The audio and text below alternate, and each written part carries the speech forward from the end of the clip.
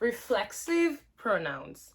On utilise un pronom réfléchi quand on veut faire référence au sujet d'une phrase. Le sujet, c'est la personne qui est en action, la personne qui fait l'action.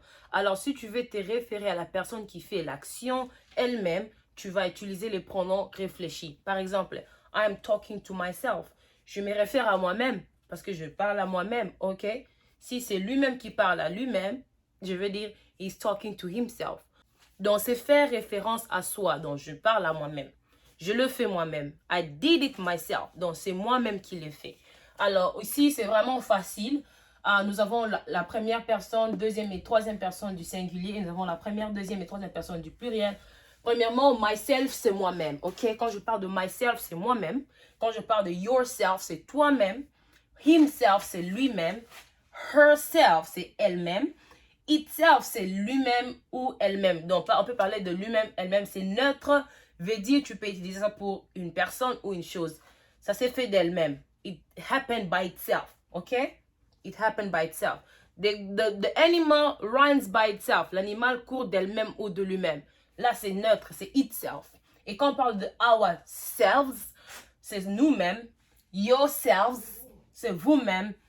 Themselves, c'est eux-mêmes. Regardez ici, le pluriel, le singulier, la terminaison change. Au singulier, c'est self. Et au pluriel, ça devient selves. OK? Le E-L-F tombe, ça devient E-L-V-E-S. Au pluriel, c'est selves. Ourselves. Il faut vraiment prononcer selves. Là, le V doit vraiment s'entendre. Selves et self. OK?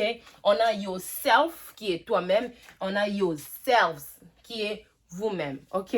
Yourselves, you yourselves will do it, alright? Une chose avec le pronom réfléchi, souvent elle n'a pas de sens en elle-même, ok? De soi-même, elle n'a pas de sens. Je vais vous donner un exemple. Alors, souvent le pronom réfléchi ou the reflexive pronoun does not make sense by itself. Ça n'a pas de sens en elle-même. Par exemple, je veux vous montrer. Talking to himself. Talking to himself, ça n'a pas vraiment de sens en elle-même. Alors, quand je vois himself, c'est déjà la troisième personne du singulier. Et quand je rentre dans le pronom personnel, je vois que he, c'est himself. He avec himself sont en train de matcher, comme on dit en lingala, les autres balana. Alors, je peux simplement dire, je rentre souvent. Quand tu vois que le pronom réfléchi n'a pas de sens, il faut toujours rentrer avec le pronom personnel. Tu peux mélanger les deux pronoms pour donner un sens dans la phrase. Alors, parce que him, c'est la troisième personne du singulier, je vais rentrer au pronom personnel. Je vais prendre he, parce que c'est la personne qui est en action. Ce n'est pas him. Him, c'est la personne qui reçoit l'action. OK? Donc, lui, him, c'est la personne qui reçoit l'action. Alors, le pronom qui va remplacer les sujets, normalement, c'est he. Alors, je vais dire, he is, OK? He is talking to himself. Donc, azomi lobela ye moko. Donc, oh, il seza ye moko. Moi-même, eza nga moko. Toi-même, eza ye moko. Lui-même, eza ye moko. Elle-même, eza ye moko. Lui-même, eza yango moko. Voilà. Lingala, yango moko. Nous-mêmes, eza biso moko. Vous-même, eza bino moko. Eux-mêmes, eza bango moko. OK? Wow, I'm so good in Lingala. Jeez. Anyway. Alors, ne jamais laisser le pronom réfléchi de soi-même parce que ça n'aura pas de sens. Deuxième exemple, cook it myself. Cook it myself, prépare ça moi-même. Prépare ça moi-même. Est-ce qu'en français ça a des sens? Non. Alors, je vais chercher quoi? Le pronom personnel de première personne du singulier qui est myself. Ça veut dire, je vais prendre I. OK. I cooked it myself. Toute une phrase change à cause du pronom qui est là. Alors, à chaque fois que vous allez utiliser un pronom réfléchi et reflexive pronoun, il faut voir qu'est-ce qui manque. Est-ce que ce que j'ai dit a un sens? Si ça n'a pas de sens, tu vas directement rentrer dans le tableau de pronoms personnels et tu prends le pronom sujet. Ne prends pas le pronom objet parce que le sujet, c'est la personne qui est en action. OK? Vous voyez, quand j'ai ajouté « he is talking to himself », ça donnait un peu de sens parce qu'il se parle à lui-même. Quand je parlais de « talking to himself », ça n'avait pas vraiment un sens. N'oubliez pas ça. Troisième exemple, drive itself, ok? Drives itself. Qu'est-ce qui drives itself? Qu'est-ce qui se conduit d'elle-même?